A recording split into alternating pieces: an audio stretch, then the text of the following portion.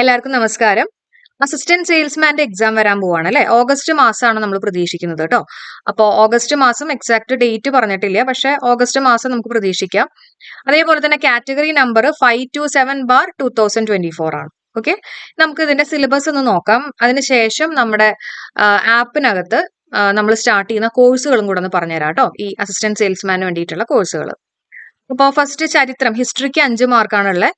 ഭൂമിശാസ്ത്രം, ജോഗ്രഫിക്ക് 5 mark, എക്കണോമിക്സിന് 5 mark, Indian ഭരണഘടന 5 mark, Keralam ഭരണവും ഭരണ സംവിധാനങ്ങളും 5 മാർക്ക്, ജീവശാസ്ത്രവും പൊതുജനാരോഗ്യവും 6 മാർക്ക്, ഭൗതിക ശാസ്ത്രം 3 മാർക്ക്, രസതന്ത്രം കെമിസ്ട്രിക്ക് 3 മാർക്ക്, കലാകായികം സാഹിത്യം സംസ്കാരം 5 മാർക്ക്, കമ്പ്യൂട്ടർ അടിസ്ഥാന വിവരങ്ങൾ 3 മാർക്ക്, സുപ്രധാന നിയമങ്ങൾ 5 മാർക്ക്, ആനുകാലിക വിഷയങ്ങളിൽ 20 മാർക്ക് ഉണ്ട്, മാത്സും റീസണിങ്ങും കൂടിയിട്ട് 10 മാർക്ക്, ജനറൽ ഇംഗ്ലീഷിന് 10 മാർക്ക്, പ്രാദേശിക ഭാഷകൾ അതായത് മലയാളം അതിനൊക്കെ 10 മാർക്ക്.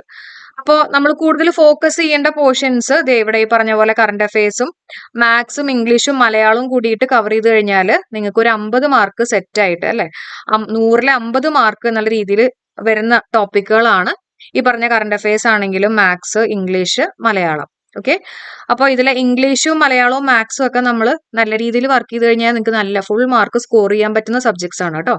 ചെയ്ത് പഠിക്കണം, ജസ്റ്റ് കേട്ട് പോയാൽ പോരാ, ഇതെല്ലാം ചെയ്ത് തന്നെ പഠിക്കണം.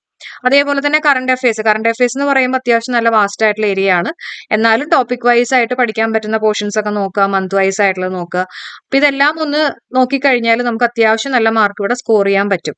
ഓക്കെ, അപ്പൊ നമ്മുടെ ശ്രുതീസ് ലേണിംഗ് സ്ക്വയറിന്റെ ആപ്പിൽ നമ്മൾ ചെയ്യുന്ന കാര്യം എന്ന് വെച്ചിട്ടുണ്ടെങ്കിൽ അസിസ്റ്റന്റ് സെയിൽസ്മാന് വേണ്ടിയിട്ടുള്ള ഇംഗ്ലീഷിന് മാത്രമായിട്ടുള്ള കോഴ്സ് ഉണ്ട്. അപ്പോൾ ഈ ഇംഗ്ലീഷിന് മാത്രമായിട്ടുള്ള കോഴ്സിൽ ഉദ്ദേശിക്കുന്നത് തീരെ ഇംഗ്ലീഷ് അറിയാത്ത ആൾക്കാർക്കും അതേപോലെ തന്നെ അത്യാവശ്യം അറിയുന്ന ആൾക്കാർക്കും ടോപ്പിക് വൈസ് നന്നായിട്ട് അറിയാവുന്ന ആൾക്കാർക്കും ഈ 3 കാറ്റഗറിനെ സാറ്റിസ്ഫൈ ചെയ്യുന്ന രീതിയിലുള്ള ക്ലാസ്സുകളാണ്. അതായത് ബേസ് മുതലുള്ള എല്ലാ കാര്യങ്ങളും നമ്മൾ ഡിസ്കസ് ചെയ്യുന്നുണ്ട്.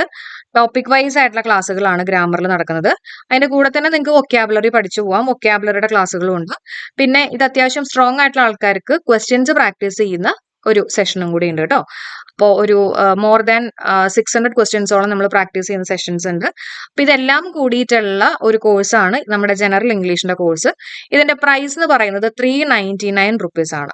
ഓക്കെ, 399 റുപ്പീസിന് ഈ പറഞ്ഞിട്ടുള്ള ഗ്രാമർ ആണെങ്കിലും വൊക്കാബുലറി ആണെങ്കിലും അതേപോലെ തന്നെ ക്വസ്റ്റ്യൻസ് പ്രാക്ടീസ് ചെയ്യുന്ന സെഷൻസ് എല്ലാം നിങ്ങൾക്ക് കിട്ടും. ഇത് പഠിക്കേണ്ടതായിട്ടുള്ള ഓർഡറുകളൊക്കെ ഉണ്ട്, അതൊക്കെ ഞാൻ പിന്നീട് പറഞ്ഞുതരാം. ഓക്കെ, അപ്പൊ ഇംഗ്ലീഷിന് മാത്രമായിട്ടുള്ള കോഴ്സ് ഉണ്ട്, അതേപോലെ തന്നെ മലയാളത്തിന് മാത്രമായിട്ടുള്ള കോഴ്സ് ഉണ്ട്.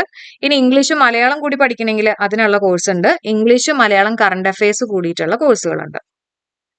ഓക്കെ, അപ്പൊ ഇതേപോലെ കോഴ്സുകൾ ജോയിൻ ചെയ്യാൻ താല്പര്യമുള്ള ആൾക്കാരാണെങ്കിൽ തീർച്ചയായിട്ടും ഞാൻ അതിന്റെ ലിങ്ക് കൊടുത്തേക്കാം, വാട്സാപ്പിന്റെ ലിങ്ക് കൊടുത്തേക്കാം. അത് കമന്റ് ആയിട്ട് പിൻ ചെയ്തേക്കാം കേട്ടോ, അതൊന്ന് ഫോളോ ചെയ്താൽ മതി കേട്ടോ.